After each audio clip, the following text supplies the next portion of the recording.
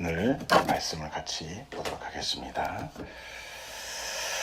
오늘의 이야기는 여러분들이 잘 아는 10명의 나병 환자를 주님께서 고쳐주신 사건입니다. 이 사건은 오직 그 4대 복음서 중에서 누가복음에만 기록되어 있는 사건이에요. 오늘 이야기의 시작은 주님의 여정으로부터 나타나는 것을 알 수 있습니다. 주님이 어디를 가신다고 그래요? 예루살렘을 가시면서 사마리아와 갈릴리 사이를 지나고 계셨다라고 얘기합니다.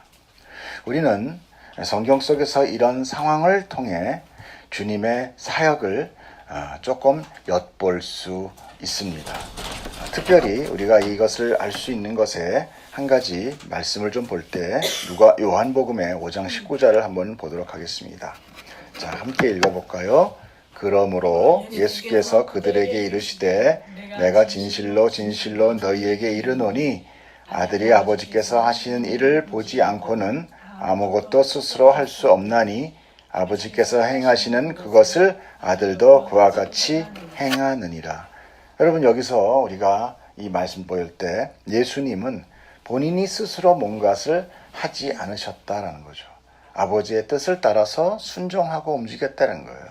그 외에도 내가 아버지 것을 보고서는 아버지의 말씀을 듣지 않고서는 아버지가 시키시는 거 아니면은 아무것도 하지 않았다라고 복음서에 말씀하고 계세요. 이 말씀은 그 어떤 것도 주님의 뜻대로 행한 것이 아니고 다 하나님 뜻 안에서 예수님은 순종하시고 행하셨다라는 것입니다. 그래서 주님은 늘 하나님과의 기도 시간을 가졌고 그 기도 시간을 통해서 그분이 말씀하시는 그 모든 뜻을 행적과 표적으로 또 이렇게 하나님의 뜻대로 행하신 것이죠. 예수님의 그 순종은 그러므로 완전한 순종입니다. 그러니까 우리가 순종 얘기하지만 사실 우리는 순종하지 못합니다. 우리가 내가 알듯이 남은 모르지만 그러나 우리가 어떻게 하나님 앞에 순종하고 나아갈 수 있는가? 예수님의 순종을 우리의 것으로 전가해 주심으로 네가 순종했구나라고 쳐주시는 거죠. 그러므로 오늘 주님의 여정은 목적지인 예루살렘에 맞춰져서 가장 빠른 길, 가장 편안한 길 이런 것으로 가는 것이 아니라 그 길은 하나님의 뜻을 행하기 위해서 그 어떠한 길로 갈 것인지 그 선택은 그 뜻에 우선이 되어 맞춰져 있다는 것을 우리는 직감할 수 있어요. 특별히 사마리아와 갈릴리라는 말은 유대 지역과 이방인 지역의 경계선을 의미하고 있습니다. 사실 사마리아도 이스라엘 땅이었어요. 그런데 솔로몬 왕이 죽은 후에 이스라엘은 남과 북으로 우리나라와 같이 갈리게 되었습니다. 그때 북이스라엘의 중점지적인 도시가 바로 사마리아 고을이었어요.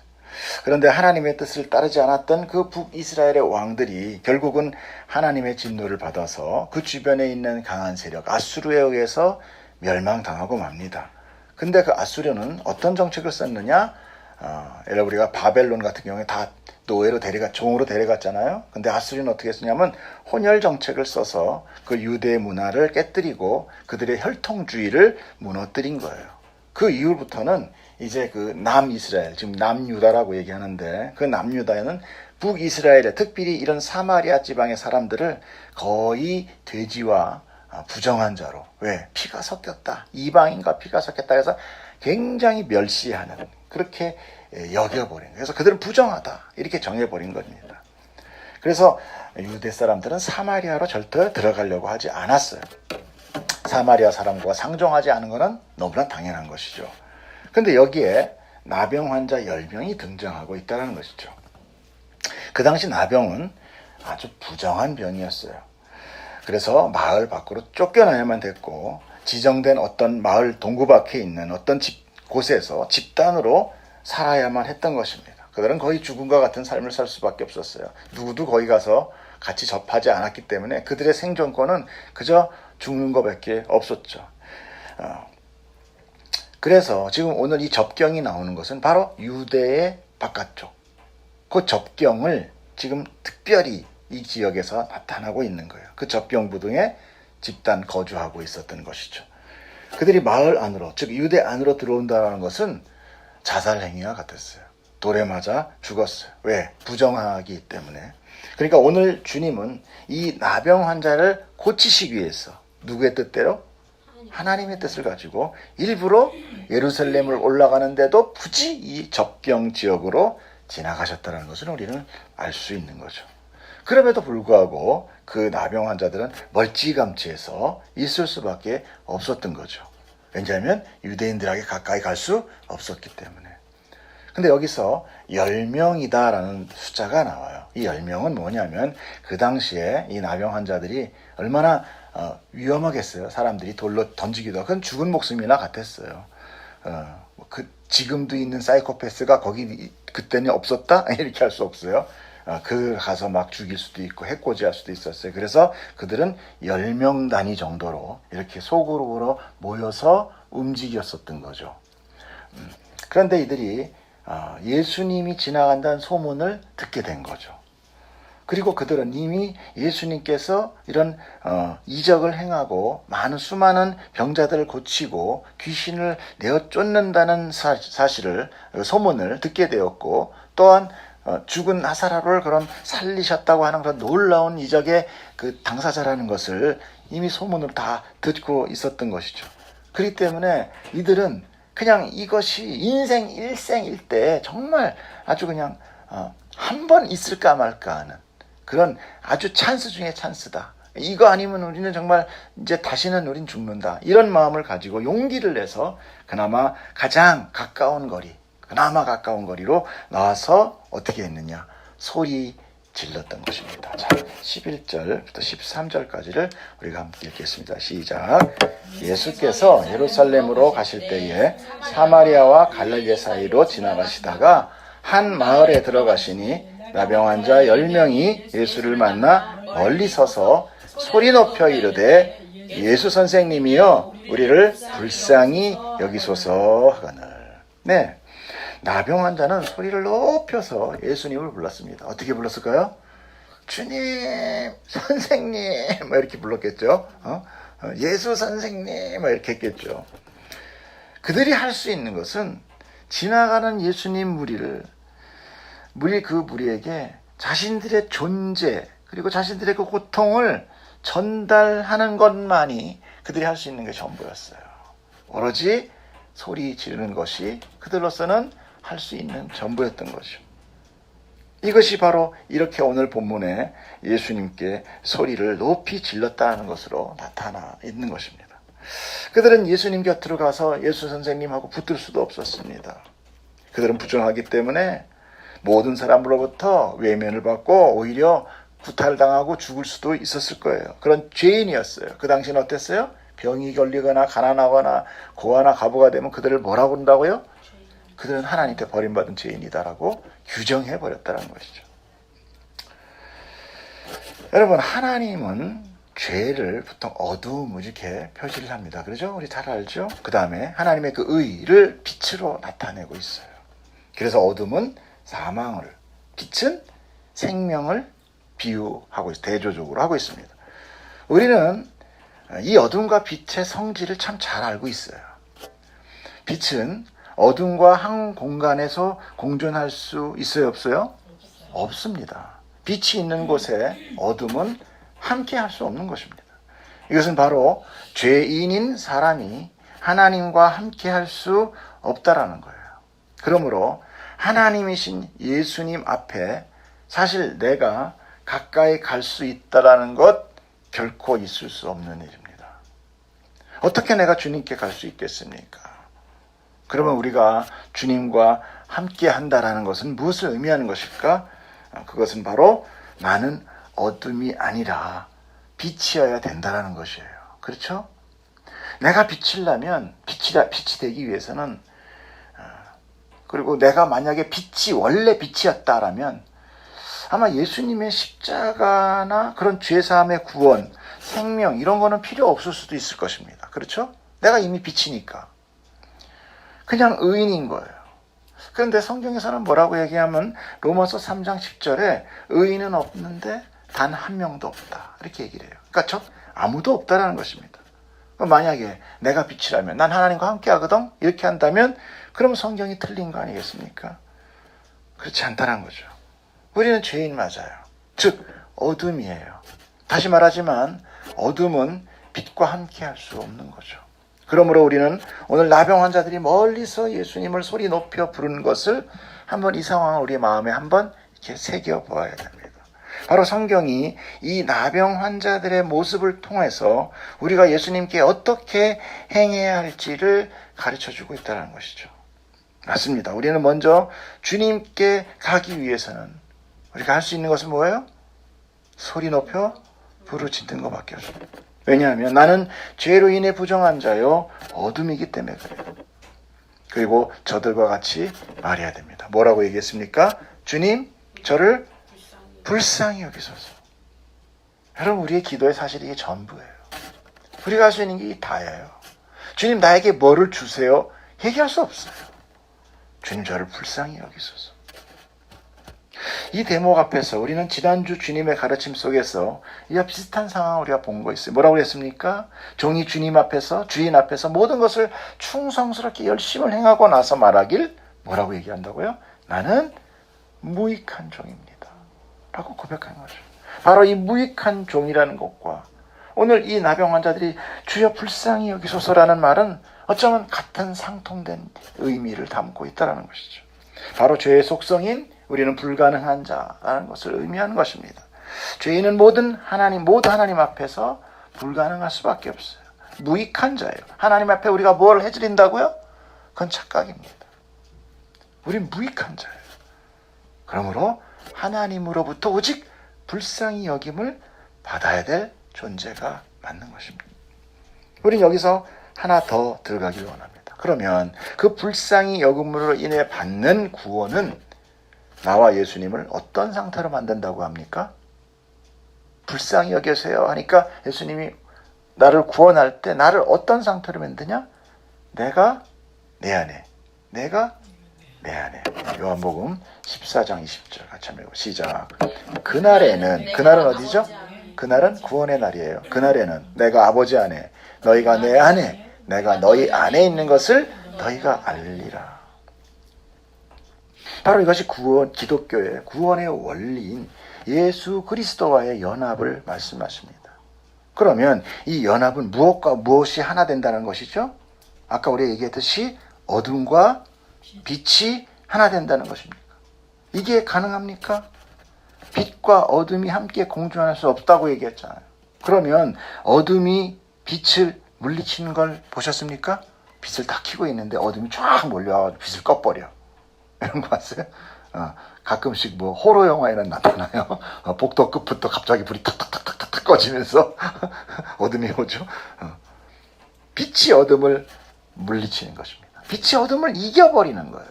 그러므로 결국 이 예수 그리스도의 연합은 그 연합으로 인하여 누가 죽는 건가요? 어둠이 죽는 것입니다. 어둠이 죽는 거예요. 예수님께서는 먼저 스스로 자신이 어둠이 되셨어요. 왜? 어둠과 하나 되기 위해서. 그리고 십자가에서 그 모든 어둠의 저주를 죽으셨어요. 그리고 죽음으로서 그 어둠을 이기고 부활하셔서 다시 빛이 되신 것입니다. 무슨 빛이에요? 생명의 빛이에요. 그러므로 우리가 예수와 연합이 된다는 것은요, 바로 그 빛으로 인하여, 예수님의 빛으로 인하여 누가 죽어요? 내가 죽는 거예요. 내가 사는 거 아닙니다. 내가 죽는 거예요. 이것이 바로 우리의 신앙의 십자가의 신앙이요, 내 죄의 죽음을 의미하는 거예요. 예수님이 대신 죽어줬구나, 신난다, 그거가 아니라는 거예요. 그건 너무나 표피적인 얘기예요. 내가 죽는 거예요. 그러니까 우리가 기독교를 통하여, 우리 신앙을 통하여, 믿음을 통하여 내가 살고 내 소원이 성취되고 만사가 형통해지려고 한다면 그건 어둠이 빛을 이어버린다는 거나 마찬가지잖아요. 그럴 수가 없는 것입니다. 자, 우리가 그 다음 14절을 보겠습니다. 같이 읽어주세요. 시작. 오시고 이르시되 가서 제사장들에게 너희 몸을 보이라 하셨더니 그들이 가다가 깨끗함을 받은지라. 보시고라는 단어, 에이도는 발견하다, 인지하다라는 의미예요. 주님은 그들의 존재를 아셨다는 것입니다. 무엇으로 인해요? 그들의 소리 높여 지르는 소리로 인하여. 주님이 그들의 존재를 알게 된 것입니다. 그러므로 우리의 기도는 우리의 소원을 성취하는 도구가 아니라 바로 하나님께서 나를 발견하게 되는 순간이에요. 근데 그들이 발견됨으로 인하여 그들이 어떻게 됐습니까? 고침을 받은, 그러니까 고침을 받는 게 먼저가 아니라는 거예요. 내가 먼저 발견돼야 돼요.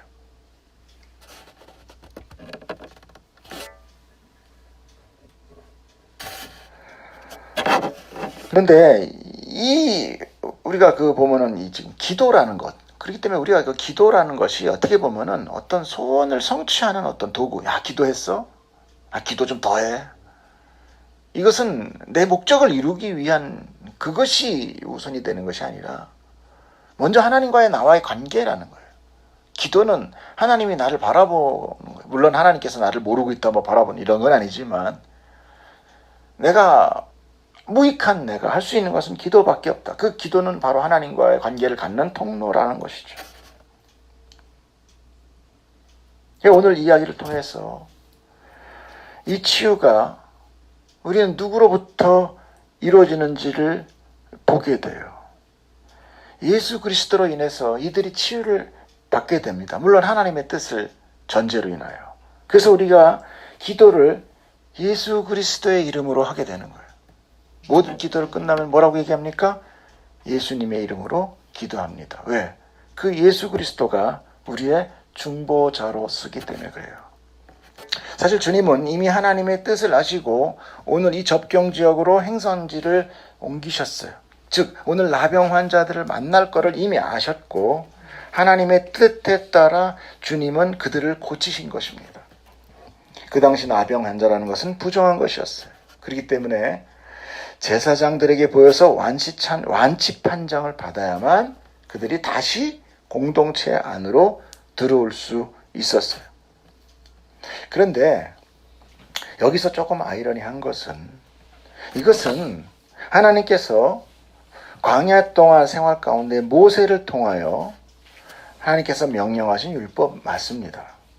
근데 그때는 의사라는 게 없었어요. 그들은 다 뭐였습니까? 애굽에 다 노예였어요. 그들이 나온 거예요. 그러므로 제사장이 의사의 업무도 함께 하도록 하신 것입니다. 그래서 모세를 통하여 모든 병의 증상을 일일이 가르쳐 주시고 제사장들이 병이 발발한 것과 또 치유된 것을 판단하게 하셨던 것입니다. 그러나 이제 예수님 당시의 이스라엘은 의술도 생겨났고 병에 대한 지식도 많이 생겨났어요. 그럼에도 불구하고 유대 종교 제사장들은 오직 율법만을 고집하면서 어떤 그런 부정과 정함의 기득권을 자기들이 가지고 있으려고 했다라는 것이죠. 사실 그들이 할 수 있는 것은 뭡니까? 병을 고칠 수 있나요? 아니에요. 그저 병이 생겼다라는 것을 확인시켜주고 마을로 내쫓는 것이 다였어요.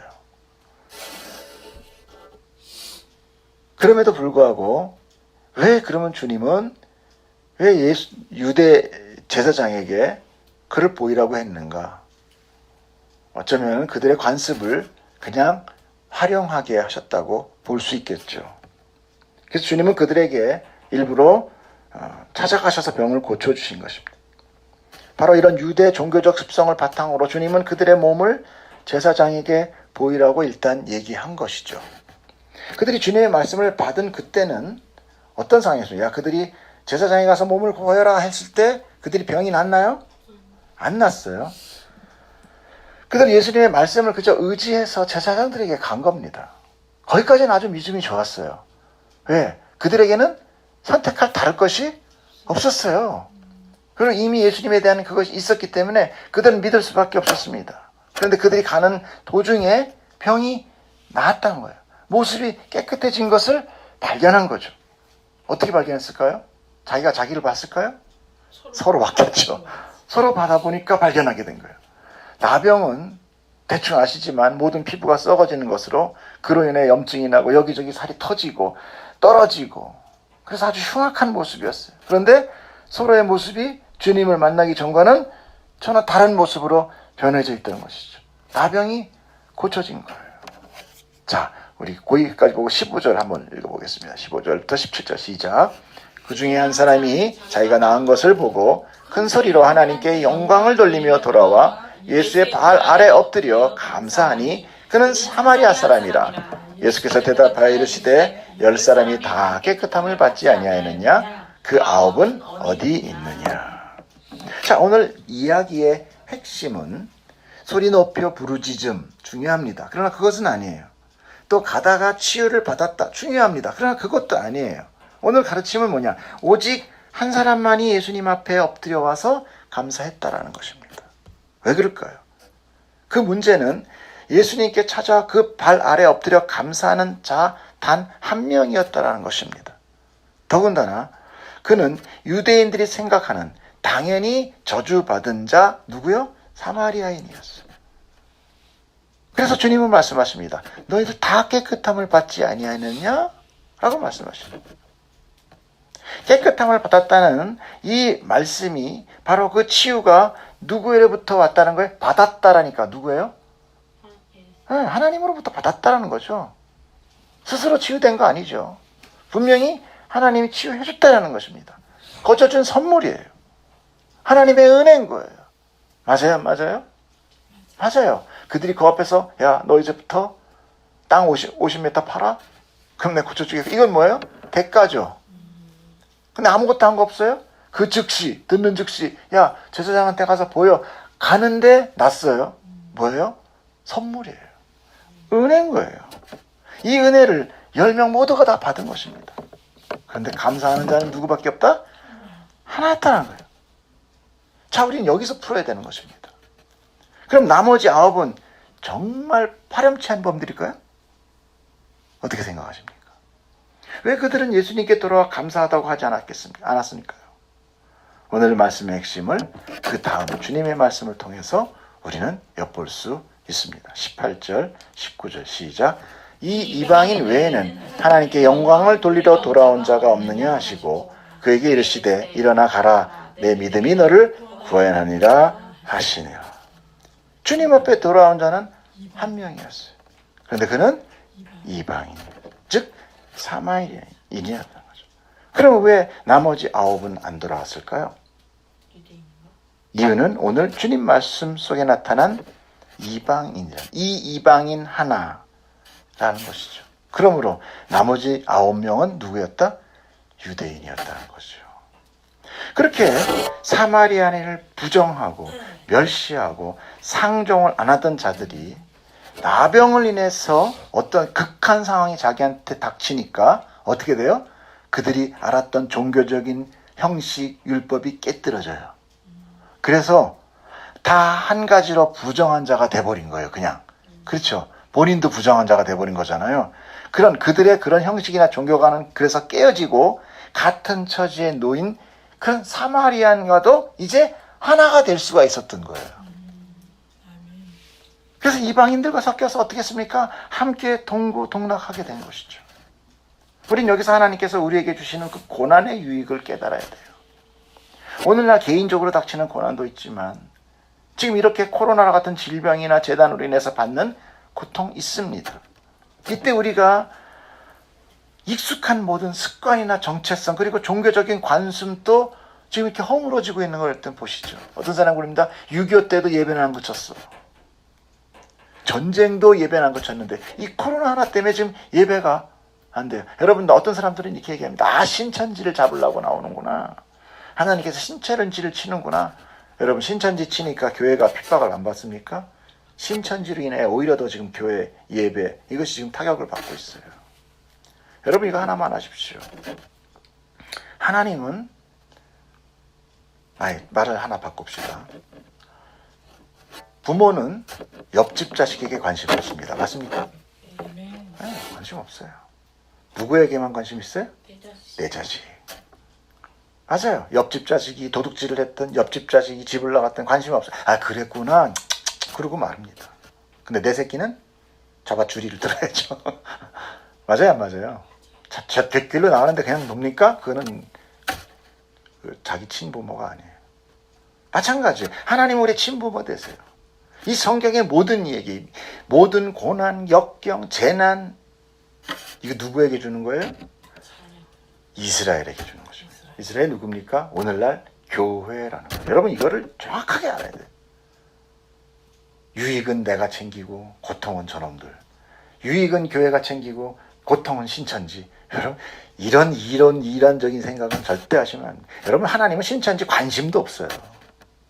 신천지가 10만 명인데 여러분 우리가 이사야서인가요? 에스겔서인가에서 본 적 있잖아요. 3분의 2는 멸하고 3분의 1은 내가 불과 연단하는데 그들이 하나님을 나의 하나님이라 부른다. 그리고 내가 그를 나의 자녀다. 내 백성이라고 부를 거다. 이 얘기가 뭐를 의미하는 겁니까? 거의 대다수가 다 버림받는 자들이라는 거예요. 그래서 그거 하나 가지고 지금 뭐 14만 4천이 어쩌면서 지금 신천지가 떠드는 거 아니겠습니까? 여러분 신천지가 뭘 하든 조심은 하고 하되 관심 갖지 마십시오. 그 사람이 구원할지 안 구원할지는 우리가 애써서 그 사람 빼왔으니까 내가 그 사람 신천지에 빠지는 거 내가 빼왔어가 아니라 하나님이 빼온 거예요. 나를 통해서 물론 아무것도 안 하고 방관하라는 얘기는 아니지만 그 내가 했다고 생각하면 안 됩니다. 하나님이 하시는 거예요. 하나님은 자기 자녀에게만 관심이 있어요.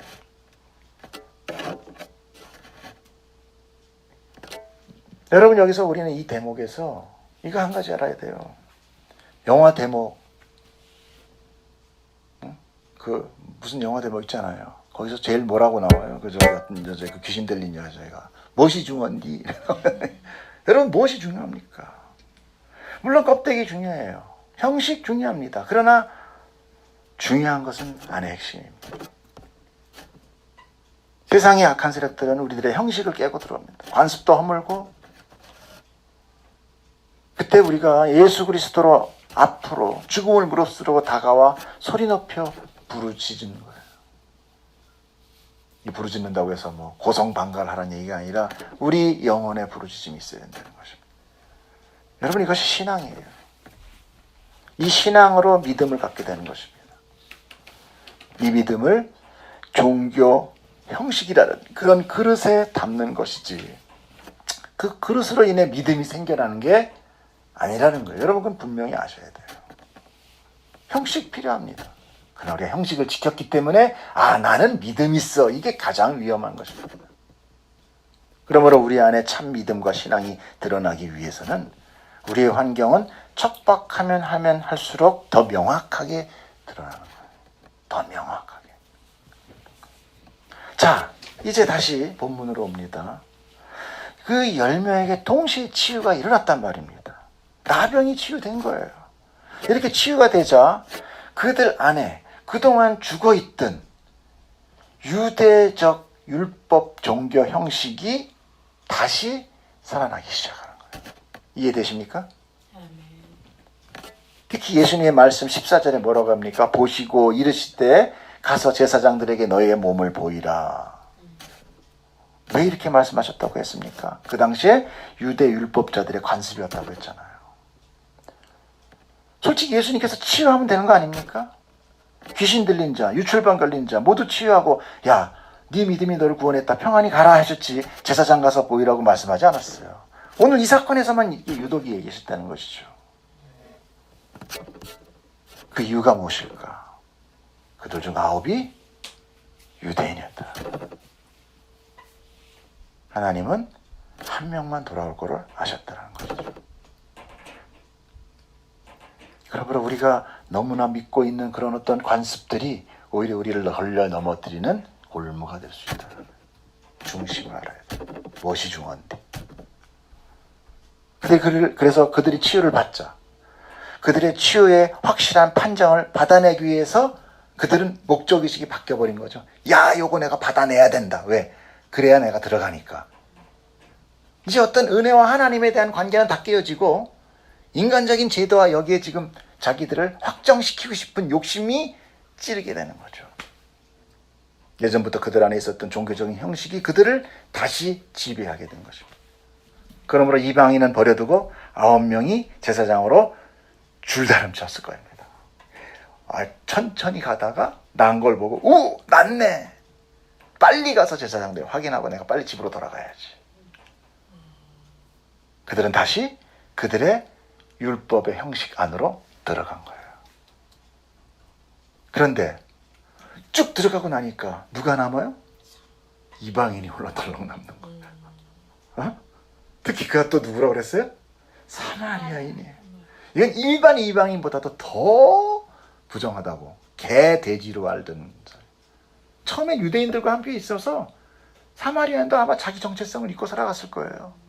근데 치유가 되어서 그들이 유대인들끼리 하나 될 때, 난 아니네. 이걸 깨닫게 되는 거죠. 번쩍 깨달았을 거예요. 나 사마리아인이지. 나 이방인이지.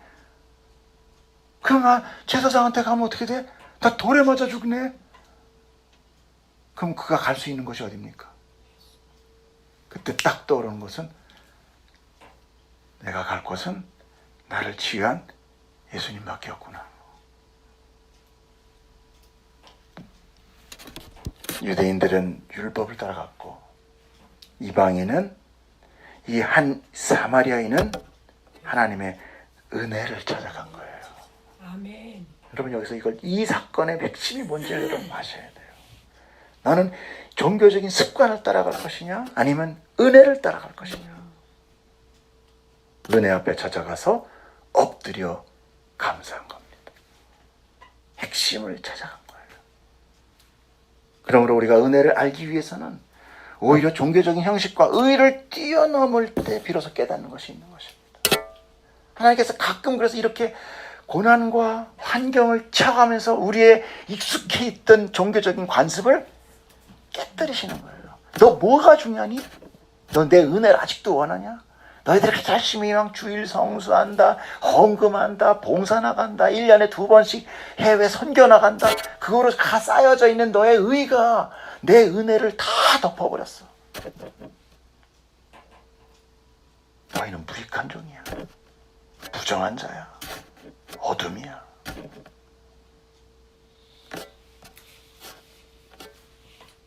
그런데 우리는 여기서 하나만 더 들어갔으면 좋겠습니다. 좀 무리한 부분은 있어요. 그러나 여기 들어가야 됩니다. 성경은 언제나 그 성경의 내용은 누구를 설명한다고 돼 있어요? 예수 그리스도입니다. 예수 그리스도와 십자가. 우리가 여기까지 들어가야 성경이 완성되는 것입니다. 그래서 말씀을 예수 그리스도라고 하는 것이고 그분은 진리가 되는 거예요. 즉 세상 모두가 종교적 관습과 자기의 의리를 나타내기 위해 혈안이 되어 달려가는 그 상황 속에서 오직 단 한 사람만이 하나님의 뜻을 바보같이 순종하면서 그 저주의 십자가를 진 그 사람이 누굽니까? 예수 그리스도. 이 하나는 우리는 예수 그리스도를 떠올려야 돼요. 그가 예수 그리스도라는 것이 아니라 우리가 모든 유대인들이 다 유대 율법주의로 들어갈 때 그도 그냥 갔으면 아마 한 자리 했을 텐데 그는 순진하게도 은혜를 찾아 들어간 것입니다. 여기서 우리는 돌아온 탕자 두 아들 중에 하나, 다시 찾은 드라크마 10드라크마 중에 하나, 양 100마리 중에 하나. 하나님은 자기를 찾아오는 그 한 사람을 위해서 은혜를 베푸신다는 것이죠. 그런데 모든 사람은 어떻게 했습니까? 다 각기 자기 길을 갈 뿐 은혜를 찾는 자는 아무도 없더라. 이사야서 53장 6절 읽어보세요. 시작. 우리는 다 양 같아서 그릇 행하여 각기 제 길로 갔거늘 여호와께서는 우리의 모두의 죄악을 그에게 담당시켰도다. 누굽니까? 예수 그리스도를 이야기합니다. 그분이 바로 하나가 되어서 하나님의 은혜의 통로가 우리에게 주어지고 있는 거예요. 오늘 우리는 주님의 말씀 속에서 두 가지로 정리하게 됩니다. 그 하나는 말씀을 문자대로 보고 그 중심에 자기의 행위를 담으면 율법주의가 되어 은혜를 모르는 자가 된다는 것입니다. 또 하나는 나의 실체를 깨달아 자기의 불가능을 깨닫는 자만이 하나님의 은혜를 찾더라는 것입니다. 그러므로 우리는 이 모든 인생의 신앙생활 속에서 느닷없이 그리고 나의 안정되고 규칙적인 것이 흔들리고 깨어질 때 그것을 바로잡고자 노력하기보다는 오히려 다시 예수님 앞으로 돌아와 엎드려 그 은혜 안으로 들어가 감사하는 그 자리가 필요하다는 것입니다. 우리는 매주 규칙적으로 들어왔던 그 주일 예배, 그 작은 바이러스로 인하여 깨뜨려지고 있습니다. 누구도 종교 탄압이나 박해를 하는 것이 아님에도 불구하고 우리는 다시 예배당으로 돌아가지 못하는 상황이 되어버렸어요. 그렇다면 우리는 이 종교적 규칙으로 인해 괴로워하며 다시 찾기 위해서 투쟁을 하며 이전에 먼저 우리의 모든 가능한 다 들어서 그들과 싸우는 것이 아니라 먼저 우리의 가능성을 다 내려놓고 다시 초심으로 다시 그 은혜의 자리, 다시 그 무능함의 자리, 그 부족함의 자리, 그 죄인의 자리, 그 초심으로 예수님과 하나님의 은혜 앞으로 돌아와 무릎을 꿇고 감사해야 될 시기가 아닌가라고 생각합니다. 그러므로 오늘의 말씀은 바로 이런 상황 속에서 우리에게 주신 정확한 말씀이 오늘의 본문의 말씀이다라는 생각이 제가 묵상 가운데 들었습니다. 묵상을 하면 할수록 하나님께서 오늘의 상황을 이야기하고 있는 것 같았어요. 모두 주님이 주신 믿음을 붙들고 다시 그 은혜의 자리로 돌아가 하나님께 감사하며 이 말씀의 진리가 주시는 자유함으로 평안하기를 축복합니다. 기도하겠습니다.